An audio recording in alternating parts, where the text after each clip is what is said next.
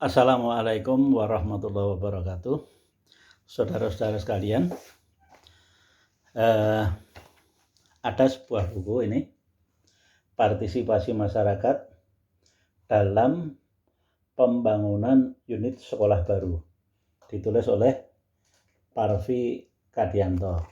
Ya, di dalam buku ini itu diceritakan bagaimana membangun unit sekolah baru melalui proses partisipasi. Jadi awalnya penulisan buku ini adalah ketika penulis itu membantu proyek penuntasan wajib belajar 9 tahun. Jadi 6 tahun lulus SD, 9 tahun lulus SMP. Karena saat itu kenapa wajib belajar 9 tahun tidak bisa tuntas? Salah satunya adalah kekurangan gedung SMP. Sehingga pada saat itu dilakukan pembangunan gedung SMP secara besar-besaran. Nah, disitulah dana yang digunakan adalah melalui dana pinjaman ringan atau istilahnya bantuan dari Bank Dunia.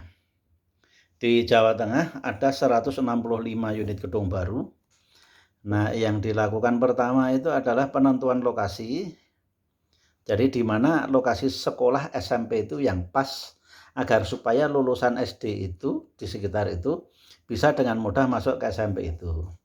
Kemudian proses perencanaan atau pembuatan desain atau DED, Detail Engineering Design untuk gedung sekolahnya itu, baru ke implementasi pembangunan. Tetapi sebelumnya kan ada studi dulu dari Bank Dunia, datang ke Jawa Tengah, dan ketika melihat calon-calon lokasi, jadi belum definitif ya, baru calon-calon lokasi, ini di Kabupaten Rembang, itu melihat bahwa ada pembangunan masjid yang bagus-bagus. Di Rembang kan masjidnya bagus-bagus. Si orang Bank Dunia ini bertanya, kalau masjid sebagus itu cara bangunnya gimana ya? Pimpronya siapa? Memilih kontraktornya bagaimana?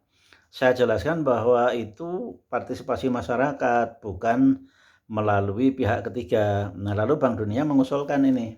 Bagaimana kalau pembangunan gedung sekolah itu juga dilakukan dengan model partisipasi itu. Lalu kita olah karena saat itu kan ada keputusan presiden mengenai pengadaan barang dan jasa.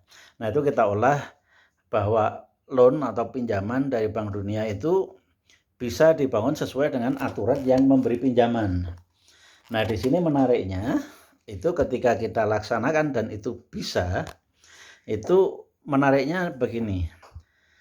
Ada beberapa pendekatan secara teoritis itu dari Mountain dan dari Arnstein itu menyebutkan bahwa pembangunan itu bisa menarik partisipasi masyarakat kalau pembangunan itu menyentuh langsung ke kebutuhan masyarakat, jadi dekat dengan masyarakat.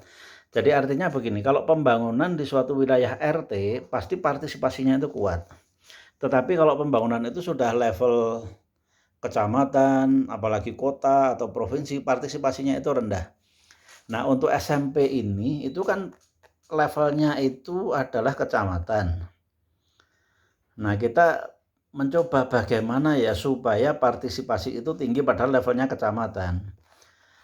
Alhamdulillah itu disusun mulai dari proses perencanaannya kita libatkan masyarakat tanpa ada intervensi apa-apa. Jadi justru konsultan itu hanya jadi tenaga. Jadi misalnya mereka menginginkan lokasinya di A, kita cuma mengarahkan aja.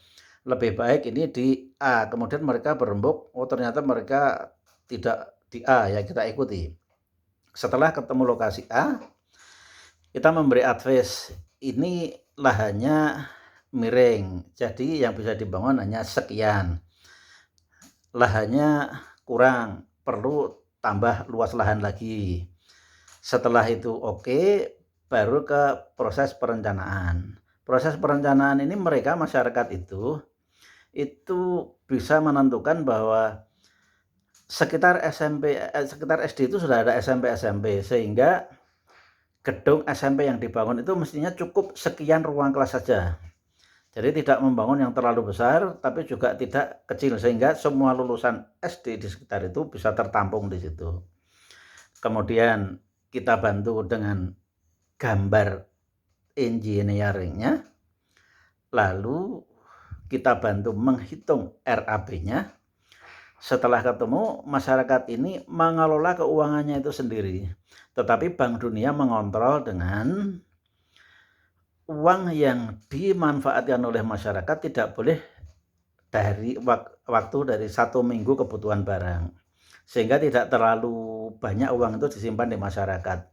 Dan ternyata itu bisa, dan akhirnya ketemulah sebuah teori baru bahwa ternyata tidak semua partisipasi itu tingkatnya tinggi kalau lingkup pembangunannya itu kecil. Tetapi ini lingkup pembangunan SMP itu kan lingkup kawasan kecamatan, jadi pelayanannya kecamatan. Kemudian SD itu kelurahan, SMA kota atau kabupaten. Nah ini pada level kecamatan itu tingkat partisipasinya itu tinggi karena pendelegasiannya itu full penuh.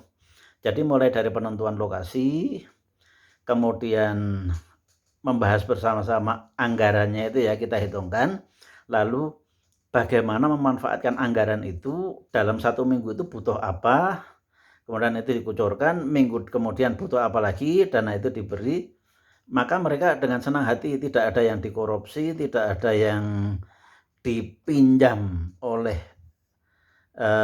masyarakat, misalnya diutangin dulu karena mau ada yang mengkhitankan anaknya, atau diutangi dulu karena ada yang sakit, itu tidak, karena uangnya itu betul-betul pas habis untuk 1 minggu. Kemudian mereka ikut membangun di situ, mereka menentukan sendiri siapa tenaga kerjanya dan jenis material yang digunakan, belanja di mana dan sebagainya.